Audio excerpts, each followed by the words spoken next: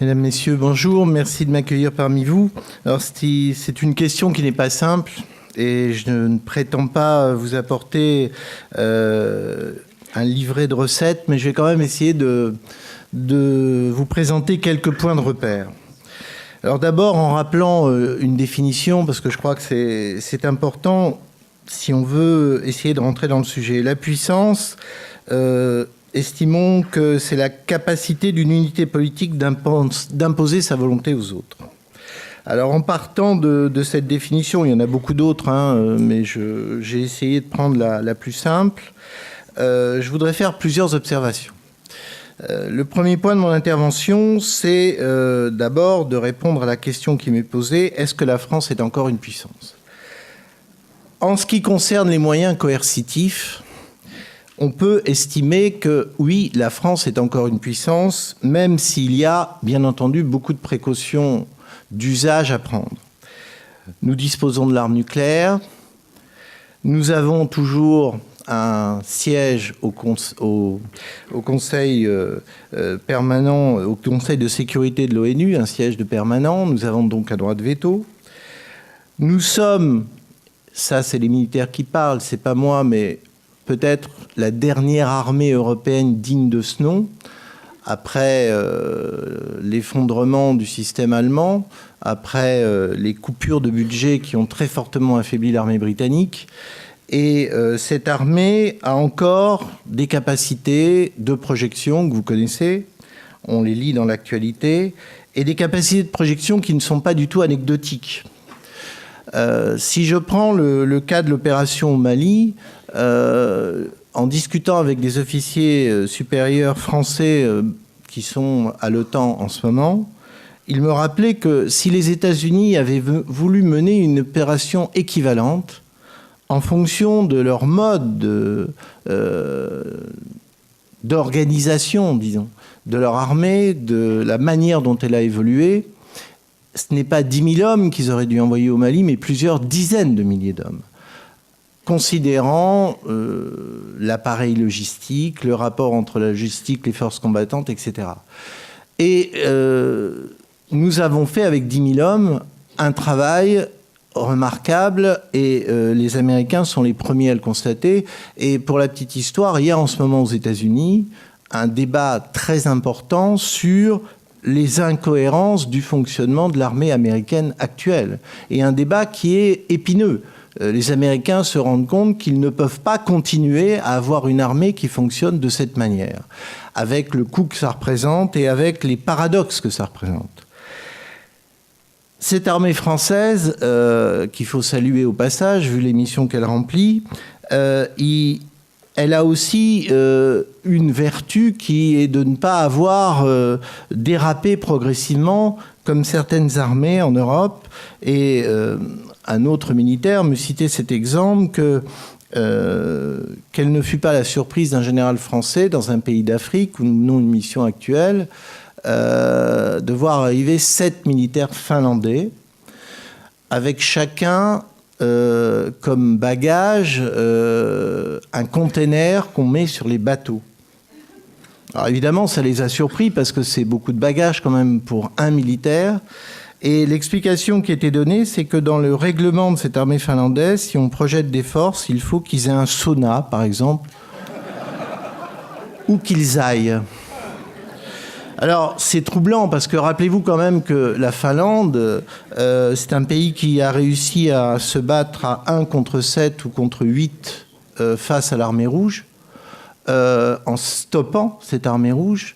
Et ce qui est spectaculaire quand même, c'est qu'entre cette période-là et la période actuelle, il s'est passé quelque chose. Il s'est passé quelque chose d'inquiétant. Et ce qui se passe en Finlande, revu et corrigé, malheureusement, ça affecte un certain nombre d'autres pays en Europe. Et c'est pour ça que, je le répète, on peut considérer que l'armée française aujourd'hui est un des derniers remparts de l'Europe en tant que telle, malgré toutes les réductions qui l'ont affecté d'effectifs, malgré le démontage de matériel pour faire fonctionner d'autres matériels. Enfin, vous connaissez, hélas, ces détails. Donc, nous avons encore, effectivement, une capacité coercitive. En revanche, là où on peut s'interroger, et là où la question reprend toute sa légitimité, c'est de se poser la question suivante. Est-ce que nous sommes toujours une puissance après les mutations générées par l'effondrement du mur de Berlin, par la disparition de la guerre froide? Sur ce plan, je ferai juste une petite parenthèse. En travaillant sur ce livre, donc Sabordage, comment la France détruit sa puissance, j'avais étudié les écrits d'Alain Peyrefitte sur De Gaulle, et il prenait en note exactement tout, avec beaucoup de précision, ce qui était dit dans les conseils des ministres de la Ve République. Et aux alentours, je crois, de 1965, il cite un conseil des ministres où Georges Pompidou, alors Premier ministre, dit au général de Gaulle, je ne répète pas les termes exactement au mot près, mais c'était le sens, mon général, c'est foutu.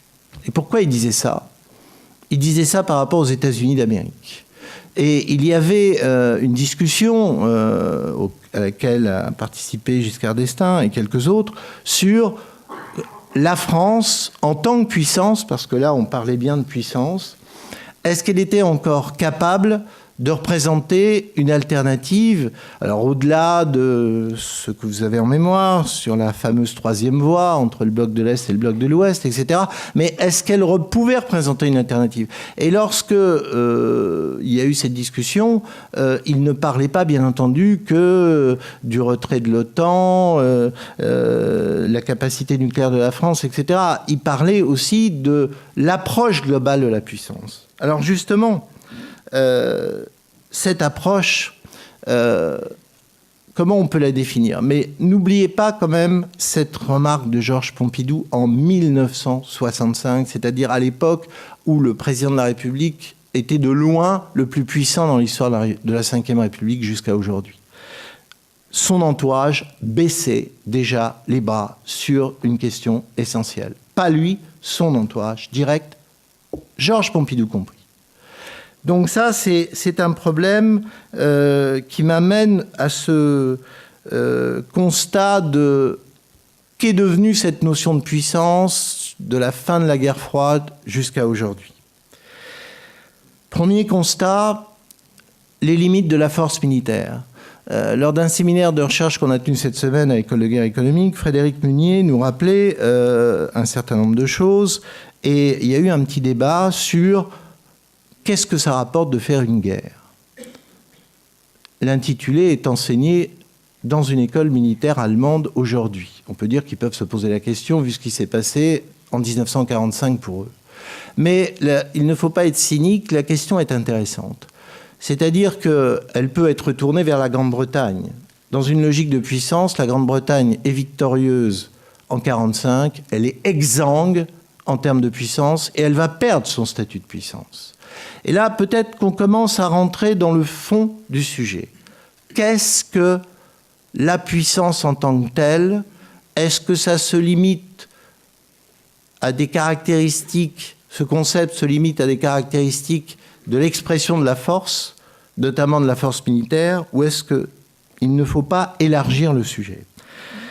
Élargir le sujet, ça veut dire quoi? Ça veut dire qu'aujourd'hui, on sait très bien que, et ce n'est pas dit ouvertement, mais c'est ressenti comme tel, les grands pays de ce monde comprennent que l'affrontement militaire est particulièrement autodestructeur dès lors que c'est d'un rapport du fort au fort. Et qu'ils vont tout faire pour l'éviter, indépendamment d'ailleurs du problème de l'affrontement atomique qui détruit tout. Deuxièmement, on sait très bien qu'à partir de ce constat, qui est quand même l'héritage des deux guerres mondiales, et pas seulement, ce qui prédomine de plus en plus dans les rapports de force, si on prend les vrais ordres de grandeur, c'est-à-dire là où ça pèse de plus sur le destin des peuples et des nations, c'est les rapports de force géoéconomiques. Et ces rapports de force géoéconomiques, on les sent présents aux quatre coins du monde dans tous les enjeux les plus visibles aujourd'hui. Si on va en Afrique, dans la région des Grands Lacs, on voit très bien que il n'y a pas que simplement un problème de développement, d'évolution, etc. Il y a un problème de confrontation entre la France, les États-Unis, Israël, la Grande-Bretagne, sur des enjeux économiques. Et que c'est quelque chose qui n'est pas visible. Il y a un très bon livre de Pierre Péan qui s'appelle « Carnage », qui montre bien que toute une partie de l'affaire du Rwanda, qui nous a quand même fait désigner comme une puissance génocidaire, pour la comprendre, c'est en revenant sur les affrontements économiques sous-jacents liés à la région des Grands Lacs. Ce n'est pas anodin. L'autre élément qui, pour moi, est déterminant, une fois qu'on a dit que les enjeux économiques jouent un rôle fort, c'est de noter qu'il y a aujourd'hui 3 catégories de pays. On pourrait dire 3 catégories qui permettent de définir exactement le terme puissance. La première catégorie, ce sont les pays qui sont en recherche d'une puissance forte. On pourrait dire, dans un certain type de jargon, qui ont une stratégie d'accroissement de puissance. Lorsqu'on les analyse, on voit qu'il est impossible de dissocier leur effort militaire, leur effort diplomatique, leur effort culturel d'une certaine démarche d'accroissement de puissance par l'économie. Je dis bien par l'économie. Et c'est particulièrement visible, pas simplement lorsqu'on étudie le système chinois, mais c'est aussi visible quand on étudie certains aspects du système américain, voire certains aspects d'autres pays comme la Grande-Bretagne, l'Allemagne, etc., qui n'ont pas les mêmes caractéristiques en termes de puissance coercitive. La deuxième catégorie, c'est ceux qui cherchent à préserver leur puissance. Nous sommes dans cette catégorie. Et la troisième catégorie, c'est les pays qui subissent l'influence, les pressions des 2 premières. Pour autant, est-ce que nous sommes capables, en appartenant à la seconde catégorie, c'est-à-dire ces pays qui cherchent à préserver leur puissance, à nous battre sur tous les fronts de la puissance?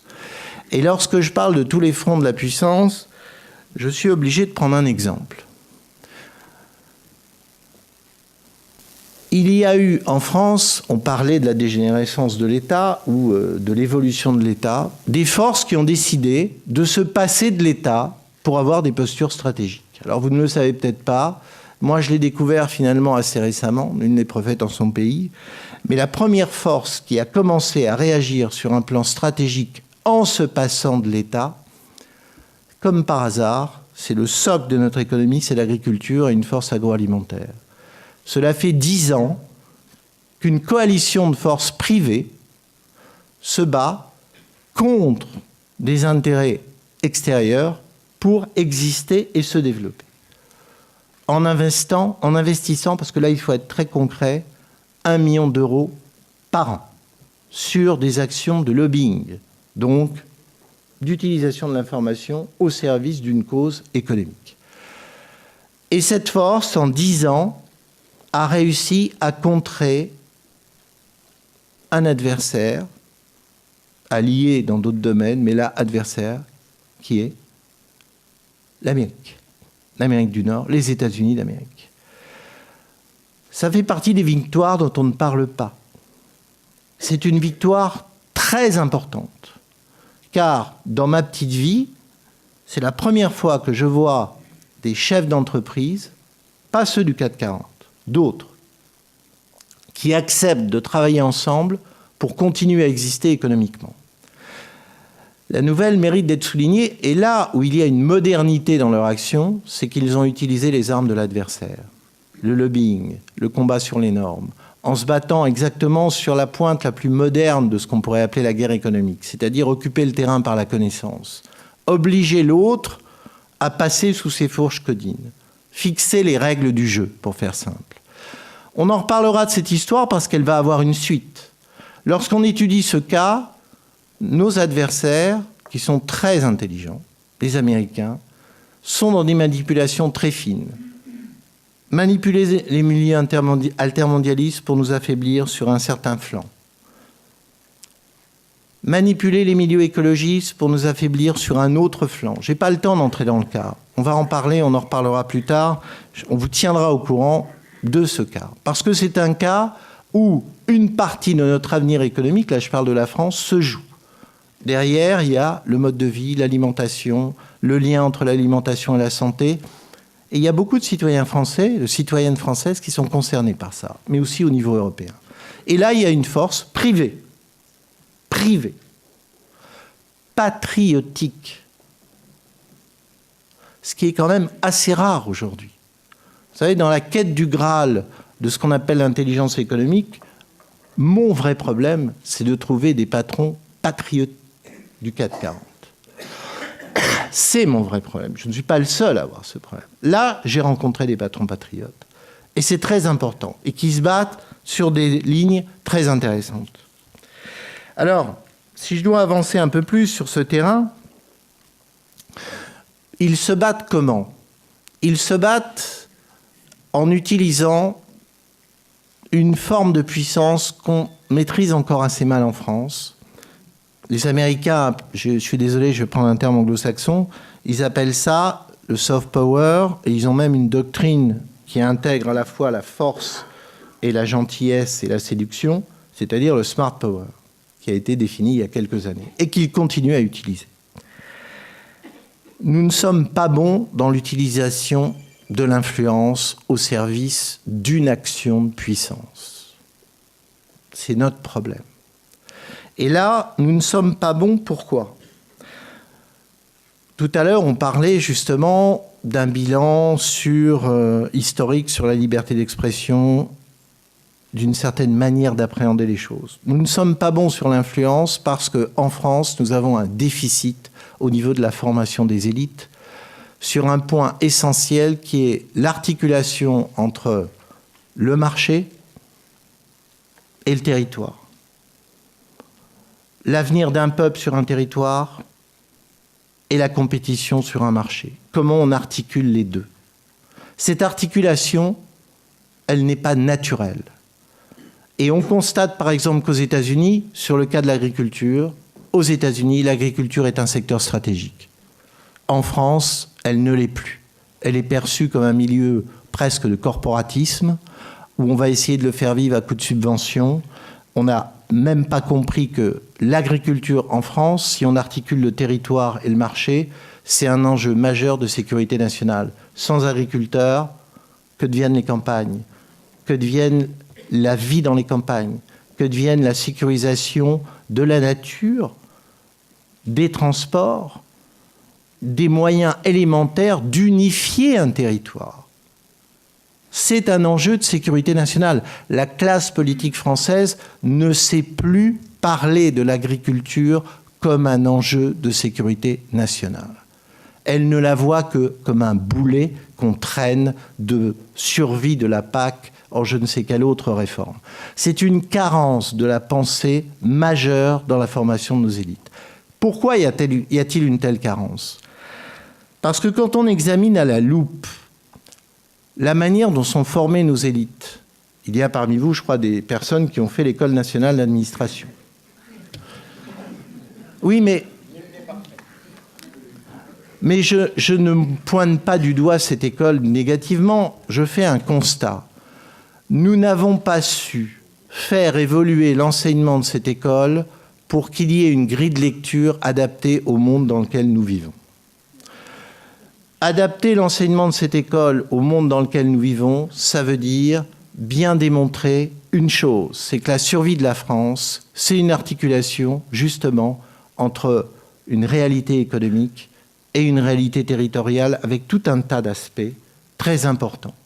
Ce n'est pas un hasard, tout à l'heure, si j'ai posé cette question sur des parties du territoire où nous n'arrivons pas à nous faire respecter par rapport à ce que nous sommes. C'est catastrophique. Nous ne pouvons pas continuer comme ça. Nous allons devoir reconquérir ces parties du territoire. Même si ça va déplaire à certains des pays à qui nous vendons de l'armement. Même si nous nous mettons en frontal avec les frères musulmans, très influents dans ces territoires, qui sont une force beaucoup plus dangereuse que l'État islamique, car cela touche notre sociologie de la population, l'équilibre de vie entre des ghettos et l'autre partie du territoire, et le devenir de la France in fine. Là, il va falloir que le mot puissance, on lui donne une vie, car c'est le front intérieur, ce n'est pas le front extérieur.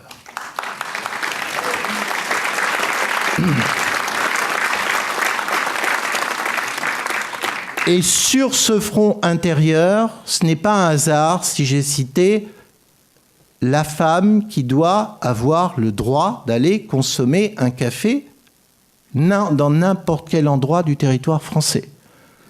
Aucune association, aucune gouvernance ne pourra m'objecter la légitimité de cette demande.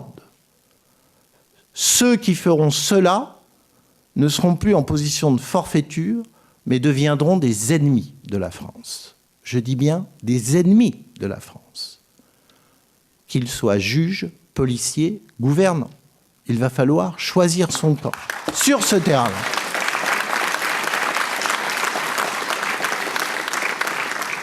Et là, la plaisanterie est terminée. La plaisanterie est terminée. Reparler de la puissance de la France, c'est réapprendre à vivre là où nous sommes, avec nos valeurs, nos envies, et en pensant à l'avenir de nos enfants.